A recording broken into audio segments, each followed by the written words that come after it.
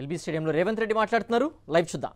మా విధానం ఈ రోజు జితేందర్ రెడ్డి గారు నాకు చెప్తున్నారు, ఎల్బీ స్టేడియంని ఫుట్బాల్ గ్రౌండ్ లాగా మనం తీర్చిదిద్దుదామని. లాస్ట్ టైమే నేను గచ్చిబౌలిలో ఉండే స్టేడియంను దాదాపుగా 20 కోట్లు ఖర్చు పెట్టి ఆధునీకరించి ట్రై నేషనల్ ఫుట్బాల్ గేమ్స్ అక్కడ మనం ఆర్గనైజ్ చేయడం జరిగింది.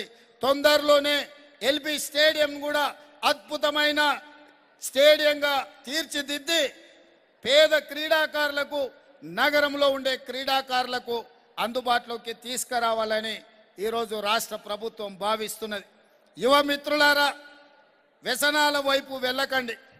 వ్యసనాలు జీవితంలో మిమ్మల్ని ఏ తీరానికి చేర్చవు. మీ తల్లిదండ్రులకు దుఃఖం తప్ప, మీ కుటుంబానికి కష్టాలు తప్ప ఇతర ఏమీ సాధించలేరు. కానీ అదే క్రీడల వైపు మీరు రాణిస్తే మీ జీవితంలో గొప్ప వ్యక్తులుగా రాణించడమే కాదు, మీ కుటుంబానికి గుర్తింపు గౌరవాన్ని తేవడమే కాదు, దేశ ప్రతిష్టను ప్రపంచంలోనే పెంపొందించే క్రీడాకారులుగా మీరు రాణించడానికి అవకాశం ఉంటుంది. ఇదే కాదు, ఉద్యోగ ఉపాధి అవకాశాలలో క్రికెట్లో రాణించిన వాళ్ళకు అడ్వర్టైజ్మెంట్స్లో పాల్గొంటే వాళ్ళ రెవెన్యూ ఎంతుందో మీరు ఒక్కసారి ఆలోచన చేయండి.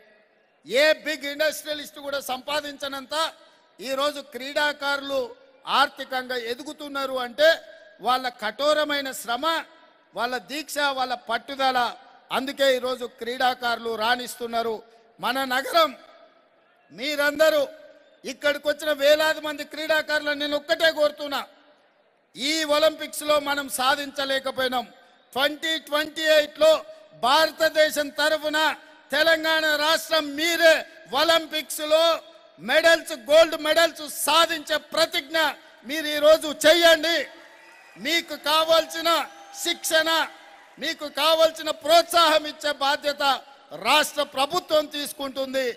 మీరు ఫోకస్డ్గా పనిచేయండి. ఈరోజు నేను కూడా ఒక గ్రామీణ ప్రాంతాల నుంచి, వ్యవసాయ కుటుంబం నుంచి వచ్చిన. 2006లో మొట్టమొదటిసారి జిల్లా పరిషత్ మెంబర్గా ఇండిపెండెంట్గా గెలిచిన. 2007 జూన్లో ఎమ్మెల్సీగా గెలిచిన ఇండిపెండెంట్గా. 2009 జూన్లో ఎమ్మెల్యేగా గెలిచిన. 2014 జూన్లో మళ్ళీ ఎమ్మెల్యేగా గెలిచిన. 2018 డిసెంబర్లో ఎమ్మెల్యేగా ఓడిపోయినా అని నిరాశ చెందలేదు. ఓడిపోయినంత మాత్రాన పడిపోము. 2019 జూన్లో మళ్ళీ దేశానికే పెద్ద పార్లమెంట్, నరేంద్ర మోడీ, అమిత్ షా పార్లమెంట్ కలిపితే ఎన్ని ఓట్లు ఉంటాయో అంతకంటే అత్యధికంగా ఓట్లున్న మల్కాజ్గిరి నుంచి పార్లమెంట్ సభ్యుడిగా 2019 జూన్లో గెలిచిన. 2023 డిసెంబర్లో, 2018 డిసెంబర్లో ఎన్నికల్లో ఓడిపోతే 2023 డిసెంబర్లో తెలంగాణ రాష్ట్రానికి నేను ముఖ్యమంత్రిని అయినా. నేనెప్పుడు మంత్రి పదవి చేయలే, కానీ లక్ష్యం పెట్టుకున్న అయిన రోజు తెలంగాణ రాష్ట్రానికి ముఖ్యమంత్రి కావాలి అని. తెలంగాణ రాష్ట్రం వస్తుంది, వచ్చిన రాష్ట్రానికి నేను ముఖ్యమంత్రి కావాలి అని ఒక లక్ష్యం పెట్టుకున్నా. ఆ లక్ష్యం కోసం కష్టపడ్డాం. నేను ఎందుకు నా అనుభవాలు మీతో పంచుకుంటున్నా అంటే, మొదలుపెట్టిన రోజు మనకేమీ కనిపించదు, ఎవరు సహకరించరు. కానీ కాలక్రమేణా మనం చేసే కష్టం, మన ప్రయత్నం మనకు మిత్రులని, సహచరులని, సహకరించే వాళ్ళను చేకూరుస్తుంది.